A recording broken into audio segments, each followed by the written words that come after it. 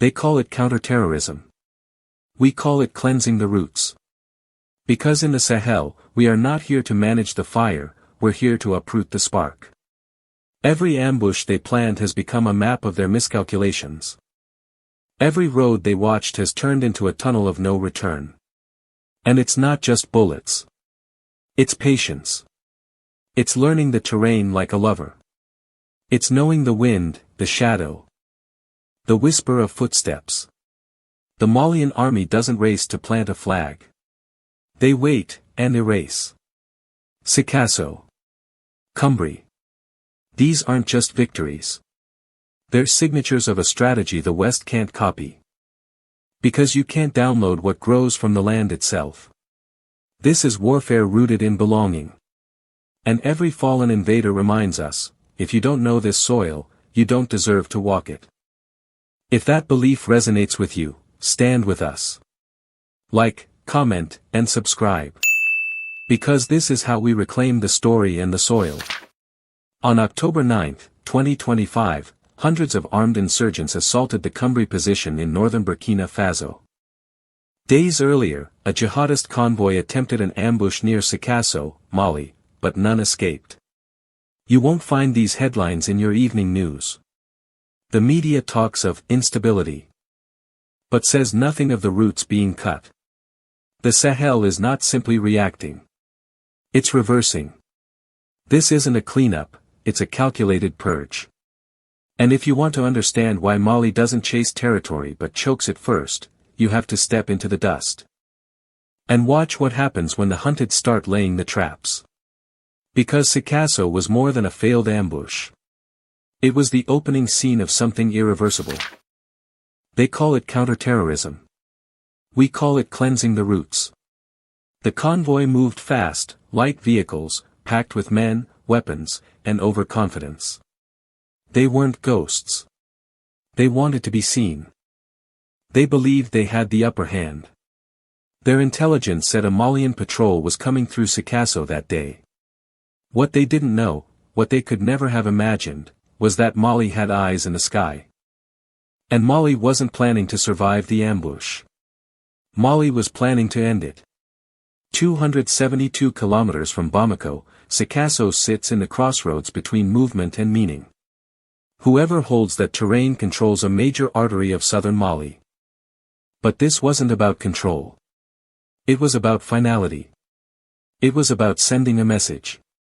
The airborne reconnaissance had already spotted them. Coordinates locked. Distance closed. Helicopters circled into torsioning range. Elite ground forces waited, not far, but hidden, ready. The insurgents laid in wait. But they were already surrounded. Contact was initiated, not with noise, but precision. The first airstrike cracked the desert like thunder. The second broke their formation. And by the time they tried to run, the ground units had closed the trap. This was not a battle. It was a message. And that message was, we see you. We know your tricks. And we are done playing fair. They say 34 fell that day. But the real number is not in the bodies. It's in the silence. The total collapse of an operation that had taken weeks to plan, undone in seconds. And the Malians didn't loot. They didn't celebrate. They destroyed. The motorcycles were ruined. The weapons? Left in twisted metal. TNTs unrecoverable. Everything burned. No trophies. No propaganda. Just absence. Because this isn't about how many you kill. It's about making sure no one returns. And yet, even in the aftermath, the most chilling image wasn't the corpses. It was the contrast. Some of the slain wore head wraps in the Malian style. They wanted to blend in. To feel local. Even the foreign fighters, tourists of terror, wore the durags of the desert. Hoping, maybe, that style could substitute for belonging. But while they wrapped themselves in imitation, some Malians still wrap themselves in Paris. That is the deeper war. The West wants us French in mindset, but vulnerable in spine. They want us to trade the warrior's instincts for diplomatic fantasies. But Sikasso says no. Sikasso says, we are no longer seeking validation. We are seeking erasure.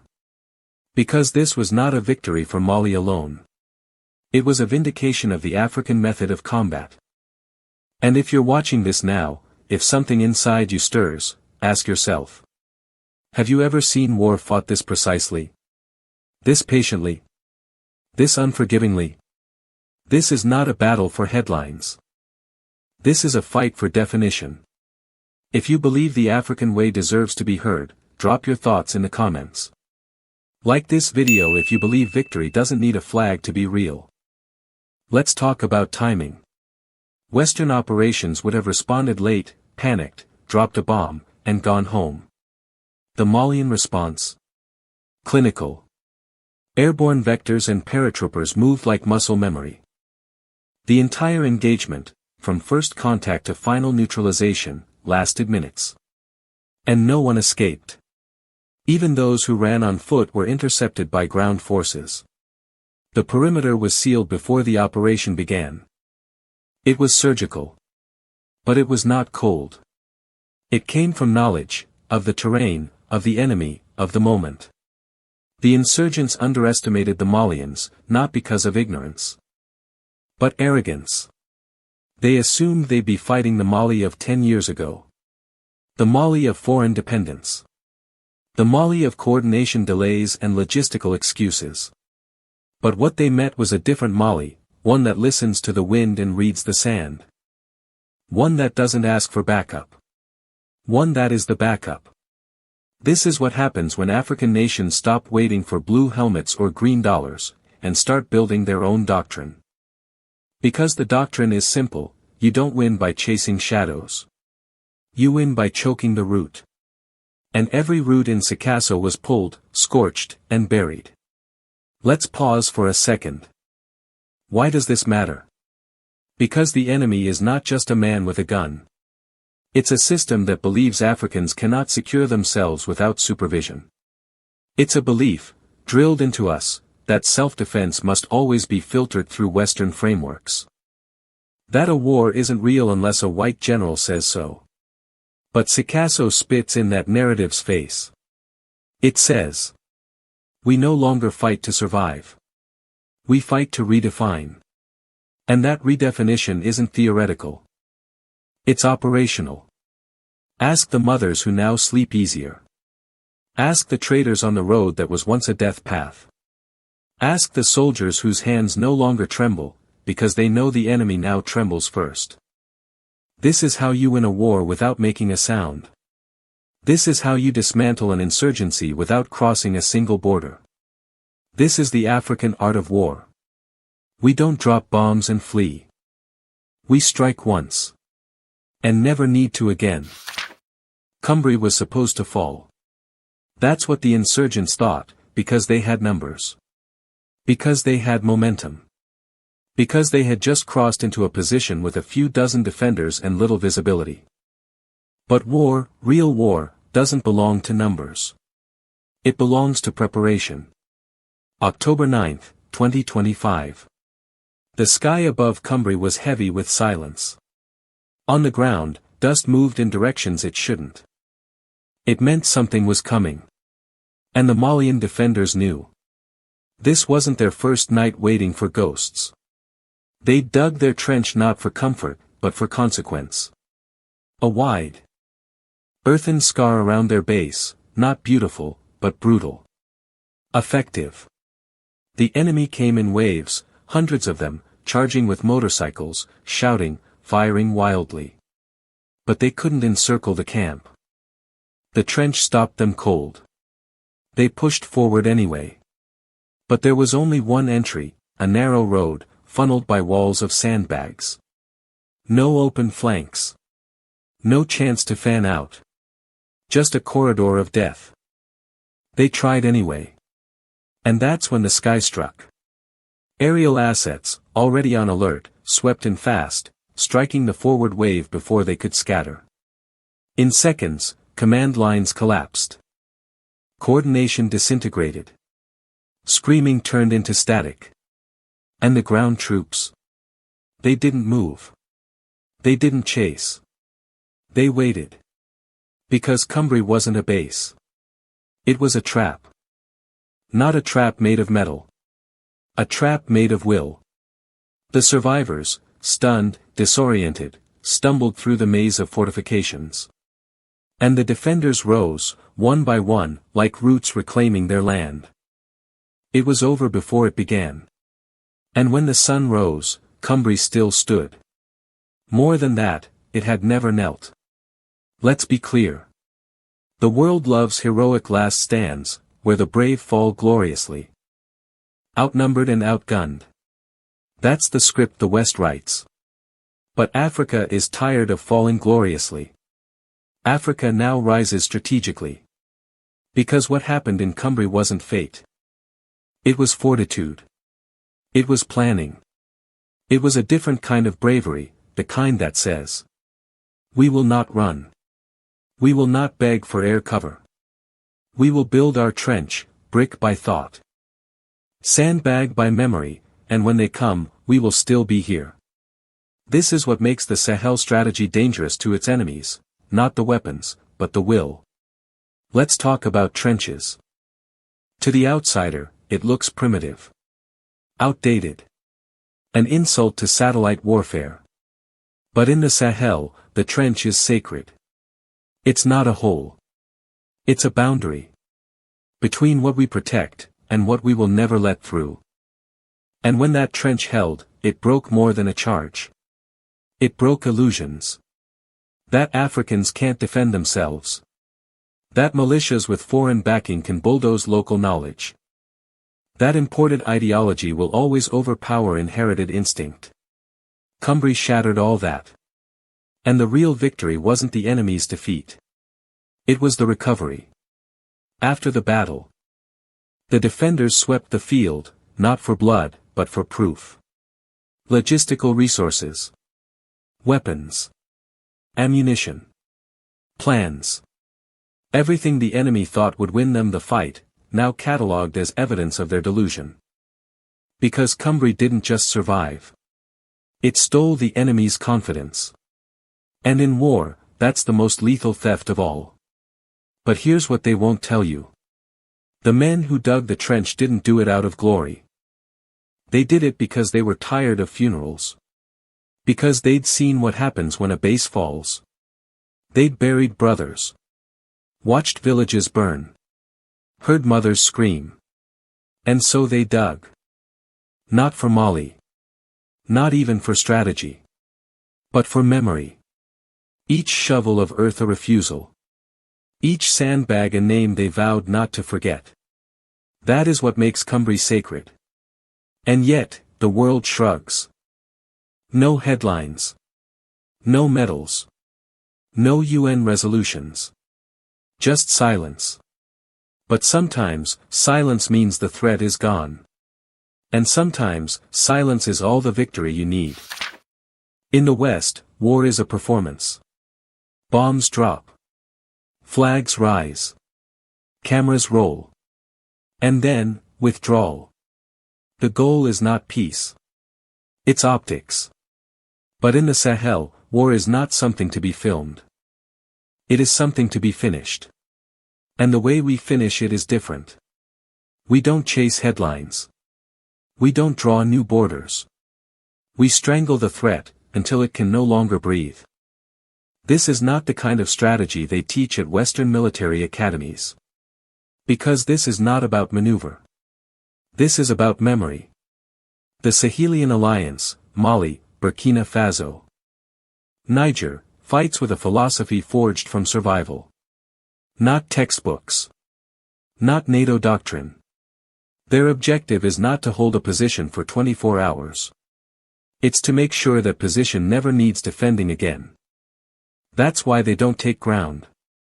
They take capability. Think about it, what good is capturing a town, if the same insurgents return a week later? What's the point of raising a flag? If the enemy still has weapons, fuel, and food? The Sahel understands this. That's why their strategy is total neutralization. Not showy. Not fast. But final. They wait. They isolate. They strike. And when they strike, they don't leave anything standing. Ammunition. Gone. Fuel. Burned. Radios. Crushed. Motorcycles. Torched. Commanders. Dead. This is war as weeding, not conquest. Imagine a gardener in the dry heat, bent over a stubborn root. He doesn't care about the fence line. He cares about making sure that weed never returns. That's the Sahel strategy. And it works. Because once the threat is deleted, civilians return. Villages reopen. Children play where the gunfire used to echo. Territory comes, not as a prize, but as a byproduct. So when people ask, why haven't Mali and Burkina Faso advanced deeper? They misunderstand the whole point. Progress here isn't measured in miles. It's measured in absence. Of threat. Of fear.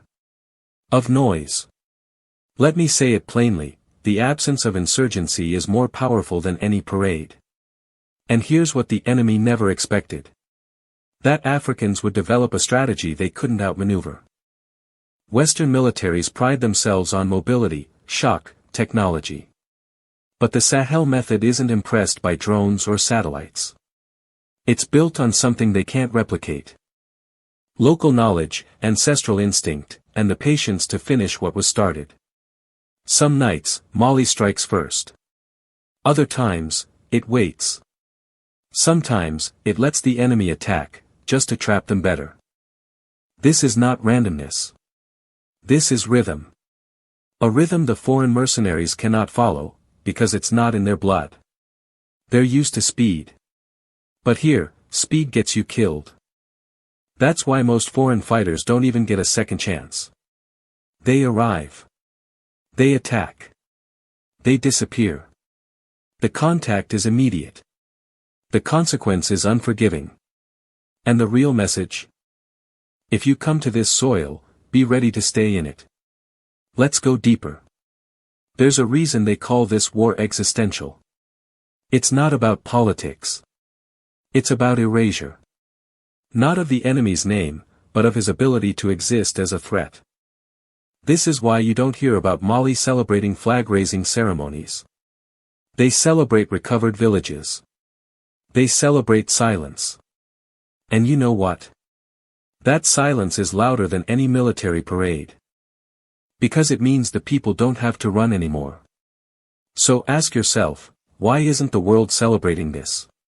Why aren't media networks praising a military doctrine that doesn't produce civilian casualties? Why don't they cover the fact that the Sahel doesn't drop bombs on marketplaces, doesn't bulldoze schools, doesn't install puppet regimes?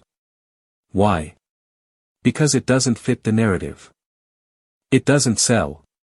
Because the Sahel isn't dependent. It's defiant. And defiance makes colonizers uncomfortable. If that discomfort gives you hope, if you believe African nations have the right to fight on their own terms, share your thoughts. Drop a comment. Let others know, the Sahel is not waiting for approval. It's building its own standard. Here's the twist they didn't see coming.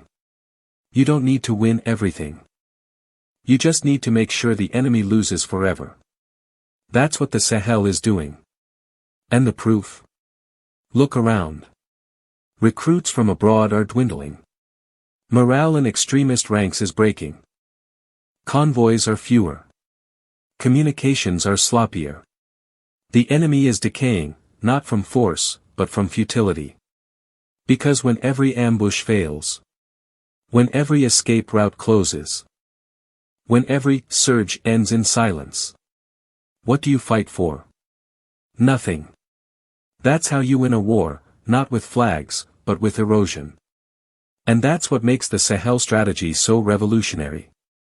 It's not based on hope. It's based on completion. And when it's done, the land won't just be retaken. It will be renewed. They told them they were soldiers of God. But they were just boys with rifles and no return ticket. Most of them had no past, just a ride into the unknown, a foreign terrain. And a promise of purpose. They came from places of nothingness. No jobs. No schools. No structure. Just a message. You were chosen. Handed a Quran. Given a name. Taught one thing. Anyone different is the enemy. They didn't learn strategy. They didn't learn geography. They didn't learn who they were fighting, only why they should hate. And so they came, dressed in illusion. Wrapped in radical phrases, full of second-hand rage. But once they reached the line of contact, they met the consequence. Because the Malian soldier doesn't negotiate in that moment. He doesn't ask where you came from. He doesn't explain his homeland. He defends it. And the result? Immediate. Some drop their weapons. Others don't even get the chance. Many don't even know which direction they're facing when the strike comes. Because they were never taught how to live, only how to die. That is the real tragedy. These jihadists are not warriors. They are orphans of ideology. Tools of destabilization. Shadows built by foreign hands. Recruiters know where to look. Villages forgotten by central governments. Slums where no books arrive. Refugee camps filled with loss and fury. They know how to sell rage. They know how to package vengeance as identity. And once that process is complete, the boy is no longer a boy. He becomes a bullet in a moving convoy. Remote-controlled. Programmed. Disposable. The West calls them threats. But the Sahel knows what they are. Victims made into weapons. That's why Mali doesn't just fight insurgents. They fight the source.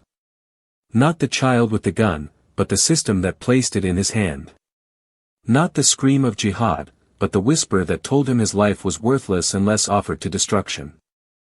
Because behind every dead insurgent, there was once a boy.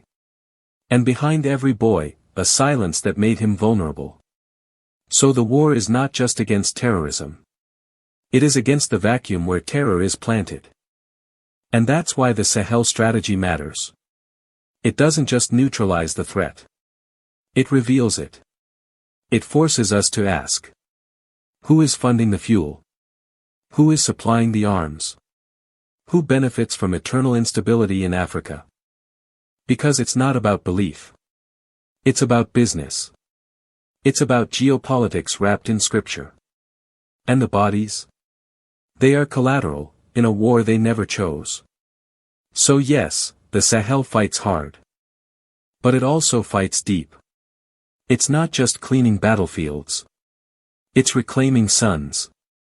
One less insurgent isn't just a statistic. It's a story that didn't end at 16. And that is why this war is not just existential. It's intimate. One day, the names Sikasso and Cumbri will be taught in our schools, not just as battles, but as turning points. Because this war was never about land. It was about proof. Proof that Africa does not need permission to defend itself. Proof that sovereignty is not a gift, it is seized. And held. And bled for. The Sahel didn't just hold a line. It drew one. Between what we used to accept, and what we will never accept again. This is not just a counteroffensive. It is a declaration. To those who doubted, we respond with results. To those who fear, we offer resilience. And to those who still fight alongside us, we say, you are not alone.